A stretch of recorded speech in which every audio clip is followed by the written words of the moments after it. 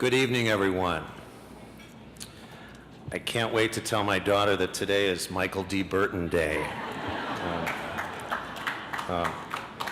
It's certainly an honor to be here, and I'm so humbled by this incredible recognition. I'm also especially honored by the fact that I have received this award with a good friend of mine, Judge Jimmy Edwards, who certainly is about as much of a true believer as anyone could imagine. I do have to say, though, that when we all know how Jimmy was in People magazine sometime last year, and when I heard about it, I called him and left a message. He never returned the call back, but I said, you know, I thought that Sexiest Man Alive thing was with George Clooney last year. And I never really heard back. I'm still kind of wondering why. Talk about a good PR person. Just take a look at him. Until a few months ago, I had the privilege of being the presiding judge in our family court for 5 years. And I'd been in the family court for a straight 9 years. And in fact, 11 out of my 14 years has been with the family court. And it's not what I would call the most popular assignment back in St. Louis County Court. Most judges are not very interested in the assignment. And every time I signed up for another 2 years down at the family court, the response from most of my colleagues went like this. Burton, we hear you're doing a great job down at family court. I could see why you'd want to stay down there. Here's what I knew.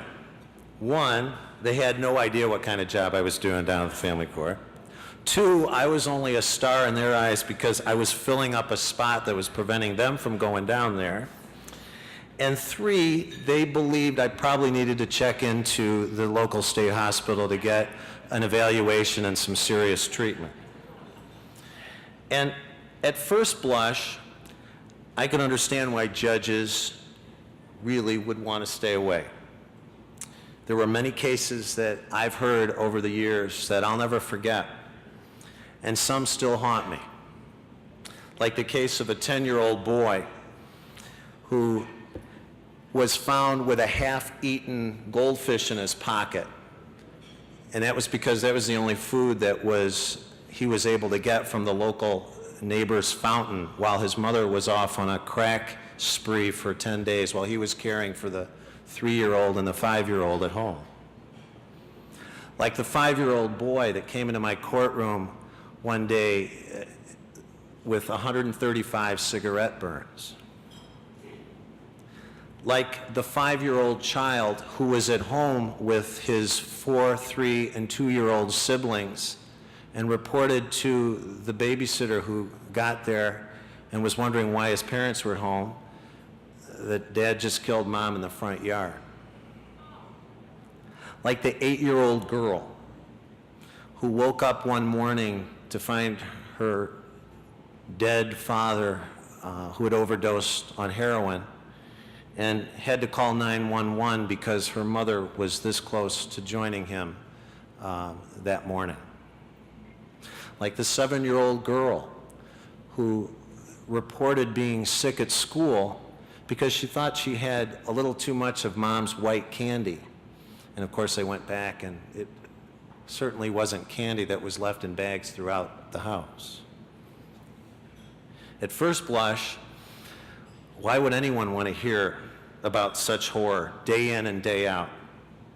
Events happening right here in our neighborhoods, not some distant, frightening, crazed metropolis on TV.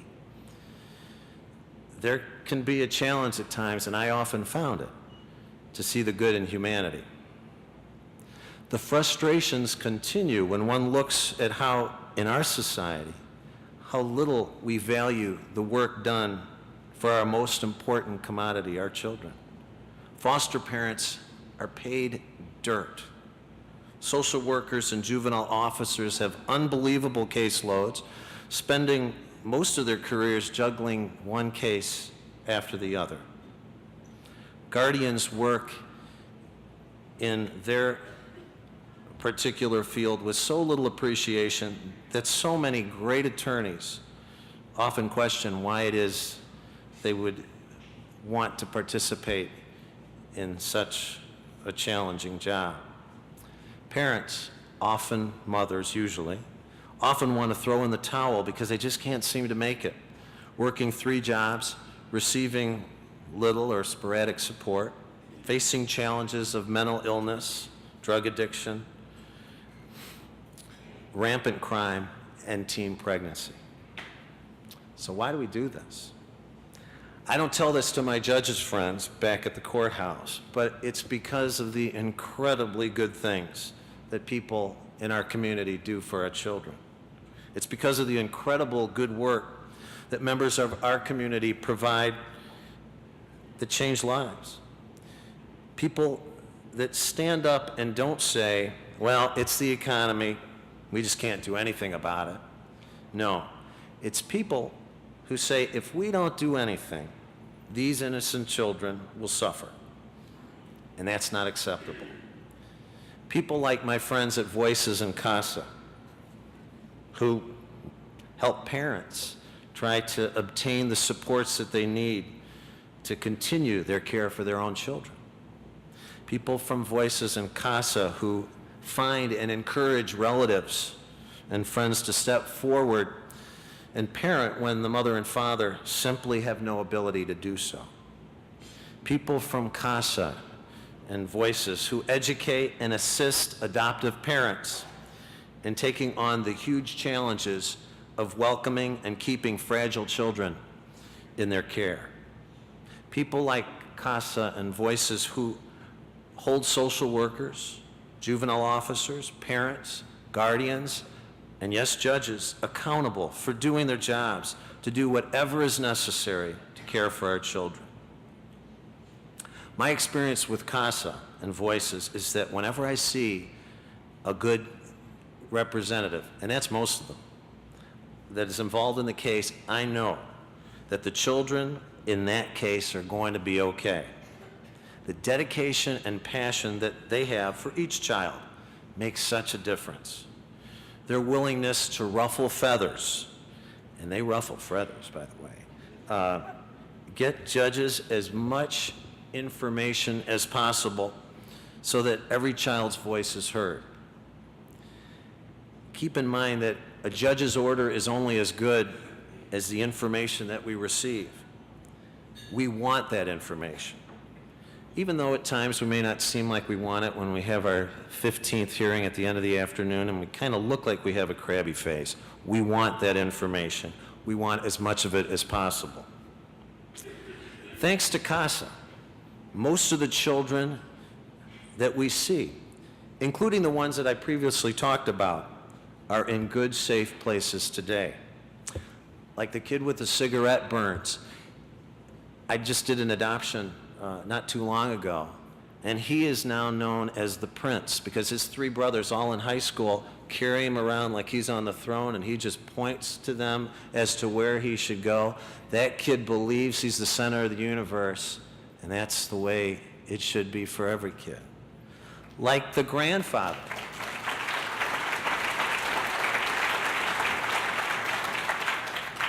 Like the grandfather who had to deal with the fact that his own daughter was murdered in front of all of his grandchildren, who was the only one in the family that came forward and said, I want those kids.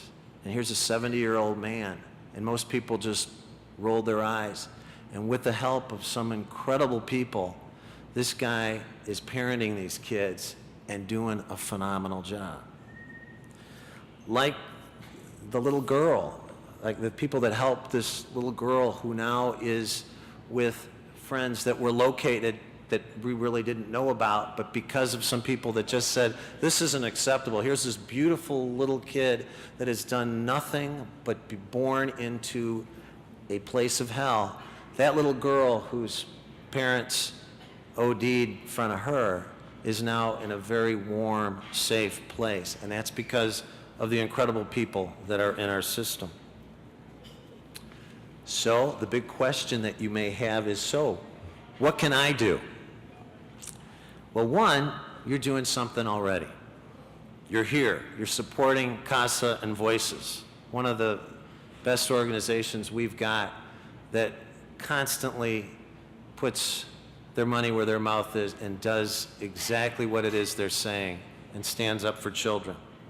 Please continue to do so, and please continue to support this program and any others that are in our community that so badly need help at this tough, challenging economic time. Secondly, become a CASA and Voices volunteer. Only, as you heard tonight, only 40% of our children have CASA volunteers, and there's no reason why any of those kids shouldn't have a volunteer. We need hundreds more. And it doesn't take forever to be trained. It doesn't take forever to get to that point where you can be a volunteer. What's really needed is love. What's really needed is dedication. And if you got that, you're 90% of the way there. We really look at it this way, that every child deserves to have their voice heard, and not through a whisper, but through a very loud, passionate plea. Thirdly, become more aware, more alert of people around you. As I told you, we're fairly good at dealing with those cases that are on our radar screens, but there are so many that fall so below that particular screen. I've had the privilege of being involved in many domestic violence projects in our community. And sadly, studies show that 1 out of every 4 women in our country are at some times going to be domestic violence victims. Children that are in homes where domestic violence occurs are so much more likely to become victims themselves. And not just physically. Physically is bad enough, but emotionally.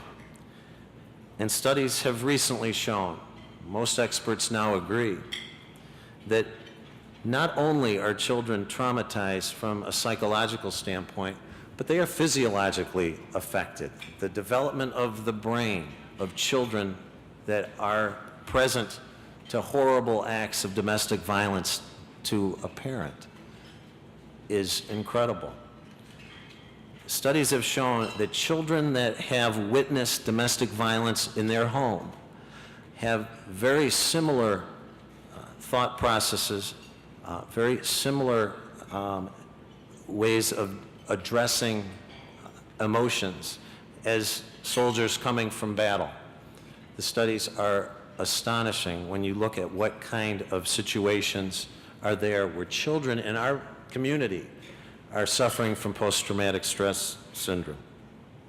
So be a confidant, be a counselor. Let people know that they don't have to tolerate what we obviously know they don't need to tolerate. And when in doubt, report. Every kid is worth it. Thank you very much.